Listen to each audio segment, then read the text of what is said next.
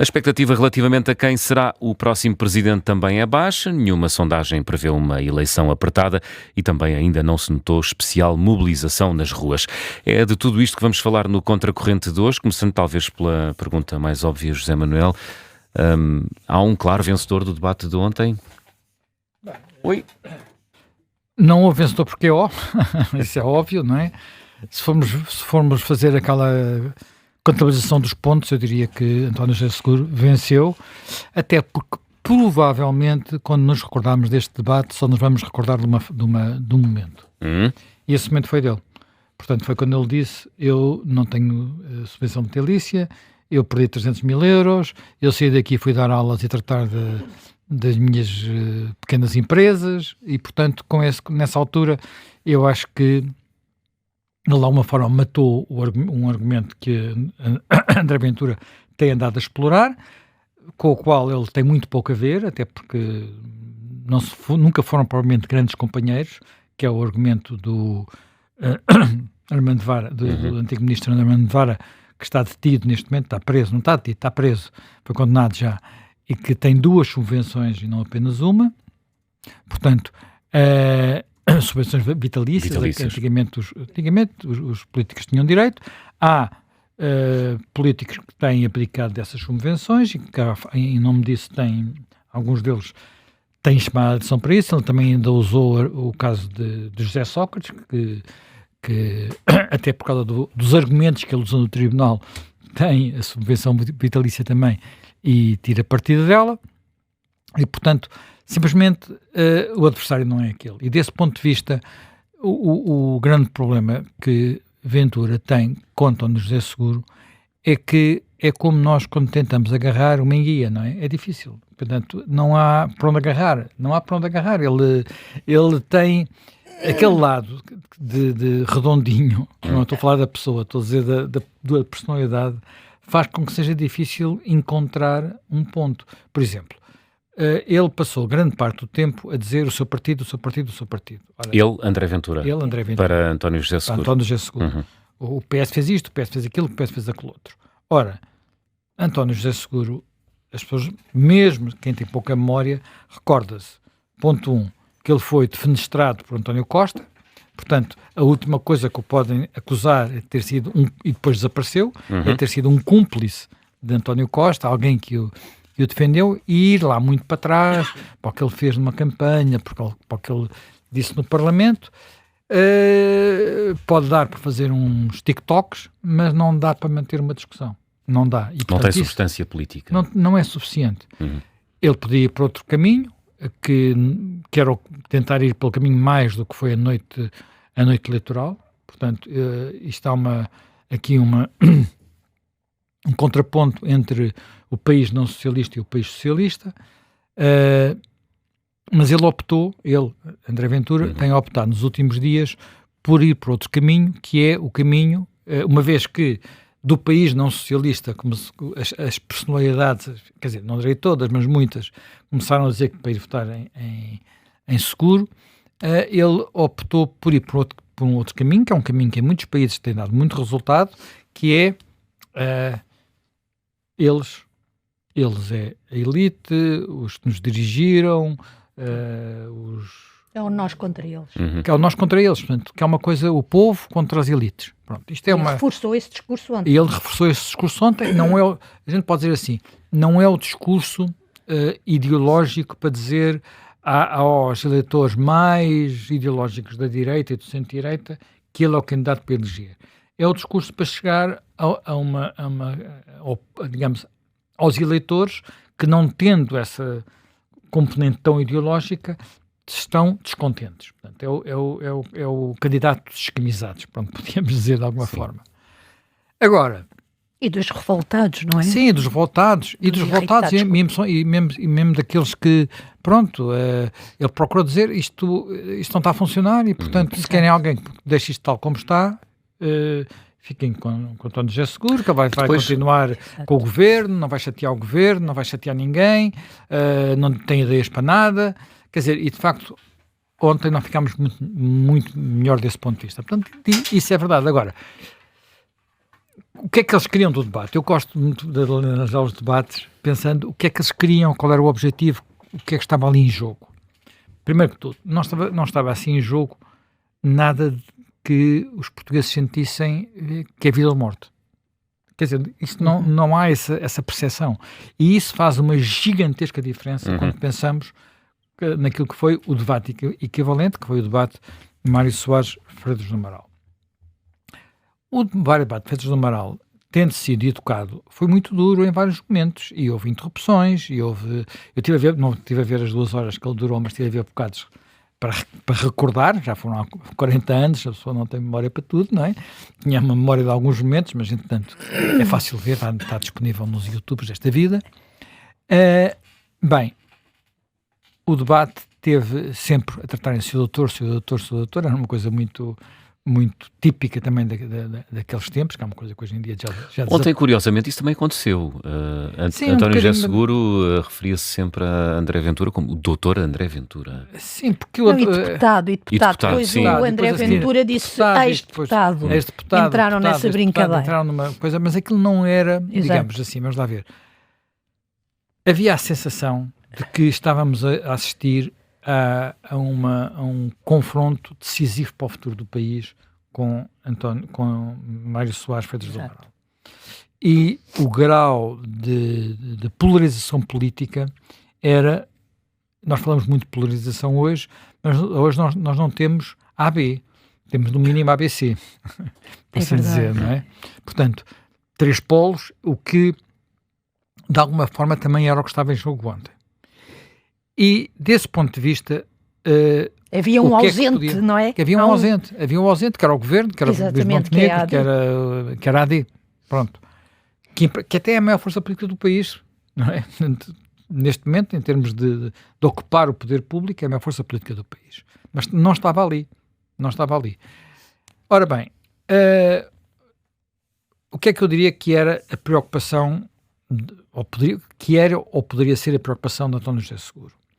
Ele tinha 2 preocupações que eram difíceis de compaginar, que é, por um lado, apresentar-se como o presidente tranquilo, isto é, aquela pessoa que não só tem a posse de presidente, como não assusta ninguém, e, portanto, todos aqueles eleitores que não são socialistas, que não votarão entusiasticamente num socialista, não têm razões para recear que dali venha que aquilo seja o regresso ao poder daqueles socialistas que eles recentemente, por assim dizer, escorraçaram. A extrema-esquerda, o costismo, o pedro-nunismo. Seguro não é essa pessoa. Portanto, não se consegue encaixar. Ventura ainda tentou, mas ele não é isso. E desse ponto de vista, ele protegeu-se sempre. Até nos momentos em que é preciso definir políticas, a única área em que eles foram um bocadinho mais concretos foi o Código Laboral, infelizmente, porque os 2 foram muito, desse ponto de vista, disseram muito pouco sobre a substância e ambos embarcaram no discurso das centrais sindicais. E basicamente não se percebeu o que é que eles pensavam, percebeu-se que era um contra. Depois, quem é que são contra, disseram uma coisa ou outra sobre um ponto ou outro, mas de uma forma muito... E desse ponto de vista, o Ventura até, desculpa interromper, até foi um bocadinho mais claro. Não, à vontade. Ele já sabia que o Ventura começou por apoiar quando viu a greve geral e viu o ambiente, mudou. Mas mesmo ontem acabou por ser mais claro quando diz que não queria, qual foi a expressão que ele usou, uma espécie de sovietização. Não, mas isso foi quando ele disse que não queria que o Código Laboral deu a entender que não havia aspectos soviéticos no Código Laboral. Exatamente. Pronto, mas... nas mudanças havia tantos pontos que ele também estava contra. Portanto, no fundo, não estava em parte nenhuma, não é? Portanto, mas, por exemplo, na saúde, foi onde eles tiveram, o António José Seguro conseguiu não clarificar quando confrontado perante a questão se queria que se reforçasse o pilar social eu acho que e privado. Simples. A razão é simples. É assim, António José Seguro faz parte daquela ala do Partido Socialista que quer dizer, as PPPs na saúde foram feitas pelo Partido Socialista. As foram. A primeira? As primeiras. Depois foram destruídas pelo Partido Socialista. Exato. Mas foram feitas. Portanto, quer dizer que há uma parte do Partido Socialista, por exemplo, a de Alberto Campos Fernandes, que sempre esteve com António José Seguro desde a primeira hora, que tem essa posição. Mas há muitos eleitores no próprio Partido Socialista. Essa posição de maior integração de dos maior privados integração, no SNS. isto é, e recapitulando rapidamente, dizendo aqui, Na prática estava é em de discussão. aproveitar tudo, aproveitar o sistema. Estava em vez de discussão estar uma lei de bases da saúde. Isto não foi clarificado ontem.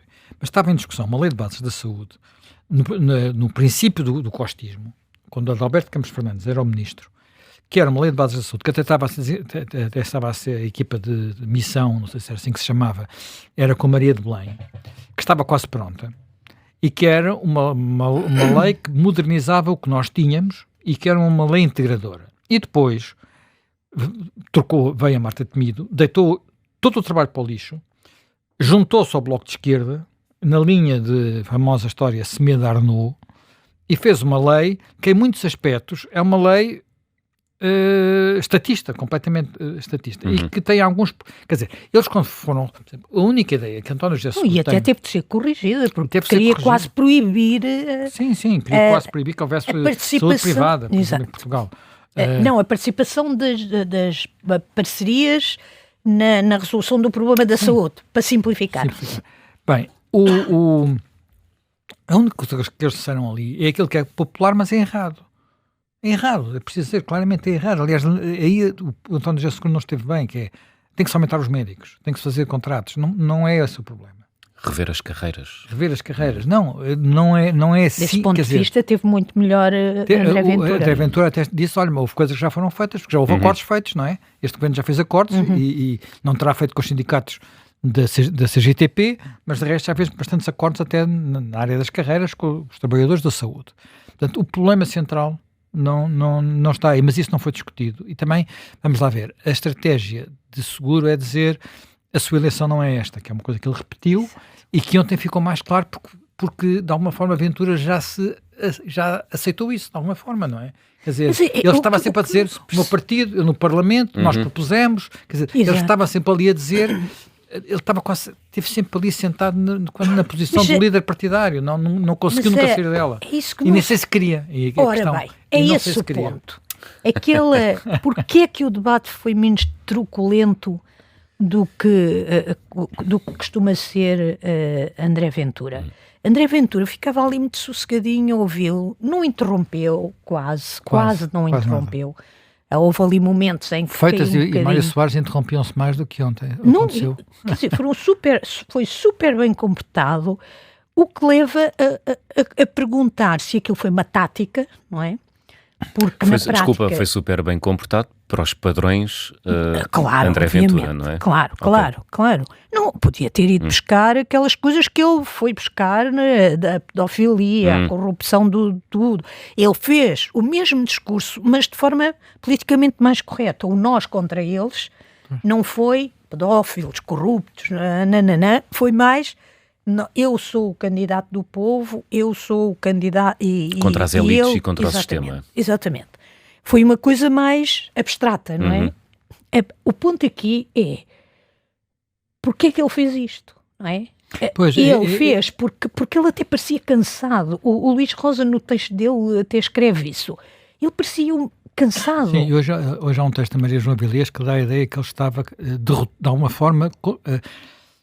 contristado, no sentido de dizer, já aceitei que não vou passar e, portanto, não vou ser presidente. Quer dizer, e, portanto... ele sempre soube isso, não é? Sim, mas uma coisa ele não quer isso. Ele quer ter 30% a 40%. Pois. Agora, quer ter 2 milhões de votos. Essa que é a questão. E desse ponto de vista, vamos lá ver, o que é que qual era a outra coisa que Seguro podia ter querido e ontem não terá feito muito por isso, que é diminuir a abstenção. Isso. Pronto. Para ter uma votação... Dentro do raciocínio dos objetivos de cada um. Dos objetivos de cada um, mas para isso era preciso dramatizar um pouco aquele debate, portanto, e isso é um bocadinho contraditório, quer dizer, entre ir buscar votos a um centro-direita que, pronto, não está muito mobilizado, mas não é preciso não assustar, ou assustar com um discurso que às vezes até é feito por pessoas do centro-direita, mas que ele não tem adotado completamente, que é isto, o que está em causa aqui é tão importante, ninguém pode Estás a ver, nem deixar disse de isso. votar. Ele nunca disse isso, ele nunca Seguro. dramatizou. O Seguro? O Seguro nunca dramatizou, pôs sempre uma outra... Desse ponto de vista, o discurso dele ontem foi menos agressivo do que aquele que foi o dia da vitória, não é? Em que é moderação contra não sei o quê. Muito, mesmo temos a parte final, não é? Exato. Mesmo a declaração final, que ele foi apanhado, parece ter sido apanhado de surpresa, então já acabámos e tal. Portanto, e no início também, quando ele disse, então, mas mudaram as regras. Há assim umas coisas que parecem um bocadinho de bebê chorão, que ele às vezes tem, mas também ao mesmo tempo não é antipático para a maior parte, para muitos eleitores. Portanto, nós temos que pensar quem são os eleitores. Do ponto de vista havia outra questão que é, agora indo para André Ventura. André Ventura, porque é que ele foi, assumiu uma personalidade diferente? Nós podemos ter para isto também várias interpretações. Por um lado, o que é que ele quer? Quer dizer, quer apresentar-se como o candidato que não assusta tanto como... Não, quer dizer, quer diminuir os graus de... Qual é o grande problema de Ventura? O grande problema de Ventura é que todos os estudos de opinião dizem que ele é inelegível. Portanto, uma no sentido elevada em que, taxa de rejeição. por causa da taxa de rejeição. Não é porque não tem os apoiantes mais entusiasmados e, ao mesmo tempo, os desapoiantes mais apaixonados também.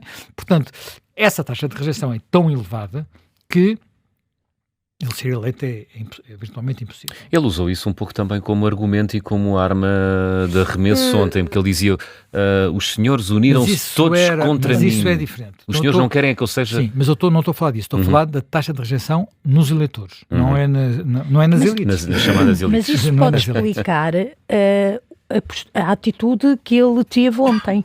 A tentativa de se moderar. Pois, isso é verdade, mas depois ao mesmo tempo o discurso em si acabou por ser um discurso em que saiu pouco do registro do povo contra as elites e não sei o que. Portanto, ele está ali um bocadinho ficou ao meio da ponte, sem saber bem por onde é, fica-se com dúvidas se ele sabe exatamente por onde é que quer ir. E a questão aqui é saber o que é que lhe interessa mesmo, não é? Portanto, se é os 2 milhões de votos, como tu disseste, e portanto ter uma votação que permita falar, digamos assim, de igual para igual com Luís Montenegro, portanto eu tenho tantos votos como tu, portanto, digamos assim, ou se, quer dizer, no sentido também de afirmar o Chega como o primeiro partido da oposição. Eu agora sou o líder da direita, portanto, que é uma coisa que ele disse, que vão permitir. Claro, ele já diz isso agora. Que é uma coisa que ele já disse, que já começou a dizer, mas que ontem, por exemplo, não disse. Portanto, não insistiu muito nessa tecla, nem insistiu muito na tecla de o povo contra o socialismo, foi o povo contra as elites.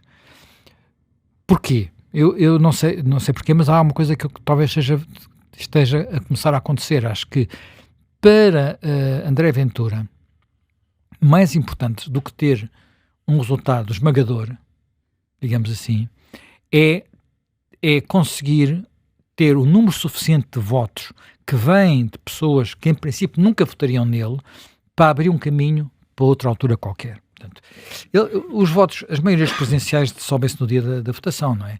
A votação do Seguro não se vai traduzir numa votação do Partido Socialista. Claro. Mas se isto é verdade para o Partido Socialista, porque é que não há de ser verdade também para o Ventura? Claro que é verdade para o Ventura. Claro.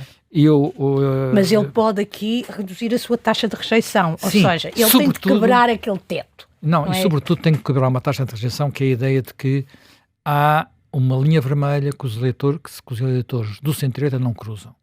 E ele tem que ter eleitores suficientes e uma percepção suficiente que essa linha é cruzada para um dia, não agora, mas para um dia dizer, eu não estou aqui só para apoiar umas coisas de vez em quando fazer uns acordos com o governo. E isso até, se calhar nem precisa esperar pelas próximas eleições. Pode dizer assim, bem, Luís Montenegro, é a altura da gente fazer uma coligação. Sim. É a altura de eu entrar para o governo e eu acho que ele não vai fazer isso já, mas é um caminho que ele quer seguir, porque é o caminho que partidos parecidos com André Ventura seguiram noutros países. É o que está a tentar fazer o Vox em Espanha, é o que fizeram os partidos austríacos, os suecos, os holandeses. Os holandeses é diferente, porque tiveram sempre. Mas ele aqui tem mais probabilidade de conseguir Agora, ele próprio ganhar as eleições. Sim, mas isso ele precisa de ser o primeiro. Mas ele não tem, ele precisa de ser o primeiro. E isso é uma coisa que pode não acontecer assim tão depressa. Pronto. Até porque, vamos lá ver, o que é que o beneficia, porque aqui é uma coisa paradoxal, o que é que o beneficia mais nas próximas eleições? Eu acho que ele é uma pessoa que vai beneficiar com um nível elevado de abstenção, ao contrário do que até agora aconteceu. O que até agora aconteceu era que quando a abstenção baixava, o Chega subia porque ia buscar abstencionistas. Essas pessoas já se habituaram a votar e, portanto, estão-se a transformar naquela espécie de eleitor militante como o PCP tinha. O PCP, em eleições com elevada abstenção, o PCP não aumentava o número de votos, mas aumentava a percentagem. E eu creio que talvez ele não veja que é difícil os 2 milhões de votos, mas não é difícil qualquer coisa acima de 33, 34, Isso pode 35. explicar porque é que ele transformou aquele debate num debate tão chato, não é? Pois. Que é, vamos... Sim, se ele fosse ali, repara, se ele fosse ali muito André Ventura, podia ressuscitar todos os fantasmas que a sua figura, digamos, sugere a muita gente, e provavelmente tentou ir por outro caminho, não é? O que e talvez seja um tema que depois podemos ver melhor, que é o que é que pode acontecer nesta segunda volta? Quais são os indicadores que temos de estar à procura, designadamente nas sondagens que estão a começar a sair? Porque não é apenas... As sondagens estão ainda com muitos indecisos. Numa segunda volta, eu diria que... comparando com os exemplos que tivemos, não é assim muito claro. Por exemplo, nas eleições, uma outra eleição que nós podemos recordar, uma eleição em 2002 em França. Portanto, de uma forma surpreendente, talvez não tão, ainda mais surpreendente do que desta vez, a segunda volta em França foi entre o presidente que estava em funções, que era Jacques Chirac, e o líder do Partido Socialista e primeiro-ministro, Lionel Jospin. Que era o que a gente achava que ia acontecer. E, de repente, Lionel Jospin ficou em terceiro lugar, e quem passa é o pai da senhora Marine Le Pen, é Jean-Marie Le Pen, que tem 16%, ou coisa assim do género. 16... Fica a 3 pontos do Chirac. Isso. Fica a 3 pontos na primeira volta. E na segunda volta, em França, cria-se a chamada Frente Republicana. A mobilização é brutal. Poucos dias, agora imagina se isto é possível em Portugal hoje, não é? Poucos dias antes das eleições, 500 mil de pessoas fizeram uma manifestação em Paris.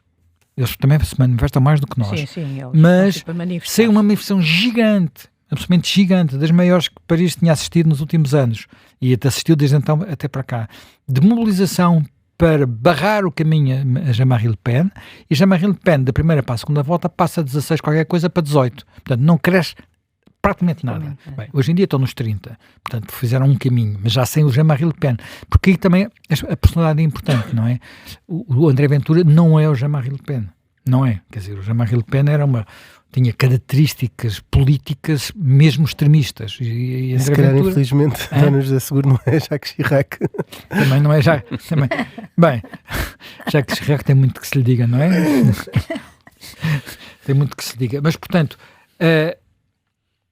eu creio que quer dizer, gostava de tentar perceber melhor e não consegui perceber se ele quer mesmo dizer eu sou o líder da direita, como ele disse naquela noite, ou quer sentar-se mais com Luís Montenegro já, ou quer apenas abrir caminho para a próxima eleição, para ser de facto o líder da direita depois da próxima eleição.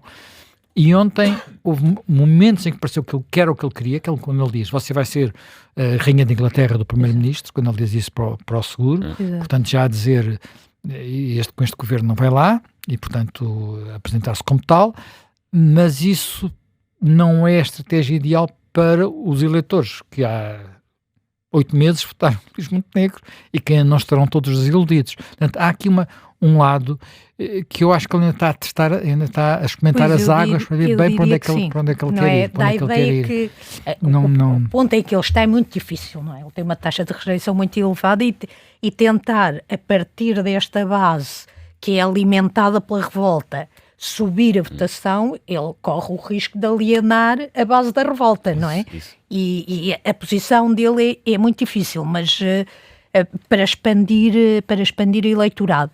Há uma outra hipótese que também podemos colocar e que no debate de ontem isto abriu, que é também a hipótese dele ter atingido o seu máximo. Penso que ele, por exemplo, quando foi confrontado por António José Seguro com questões concretas, Mas ele derrapou completamente. Não, isso é, por exemplo, em entrevistas que ele veio aqui no ao Ministério, Observador, quando nós passamos às questões concretas, é uma complicação. Ele derrapou completamente, não é? Derrapa logo. E aí Então, falar de orçamento, encontrar um calcanhar daqueles dele. Falar de orçamento com ele... A questão do não PGR... se compromete. Bom dia, Rui Pedro Antunes. Bom dia. A questão do PGR, eu acho que ele meteu ali um bocadinho os pés pelas mãos, não estava preparado. Inesperado, não é? Sim. Um bocadinho inesperado, até Quando- porque ele é... Até porque é uma Quando coisa simples de fazer, não é? Só que era, quer dizer, digo eu simples, quando ele disse, então o que é que fazia? Eu diria uma coisa simples, audições parlamentares. Pronto, o PGR tem que vir ao Parlamento, dizer quem é e ao que vem. Sim. Que é uma coisa que parlamentarizava a pronto, nomeação. e que colava muito bem com a Ele necessidade de não rever a estava Constituição. ou não estava na sua melhor forma, ou Pronto, atingiu o seu patamar mas isso máximo. também era a ideia de que são os partidos a mandar. Portanto, o discurso ali fica complicado. Pois, pode ser. Agora, ter ido depois a seguir, eu penso que o António José Seguro disse logo, então a corporação. A corporação. Quer Mas depois não seja, explorou. Mas não explorou. Ele também não quer assustar ninguém. Não é? O António José Seguro não quer de repente ter os magistrados do Ministério Público contra ele. Coração é uma palavra Não que sei, o Ferro Rodrigues é que disse que vinha aí qualquer coisa contra ele. Pois, sugeriu isso numa entrevista, não foi?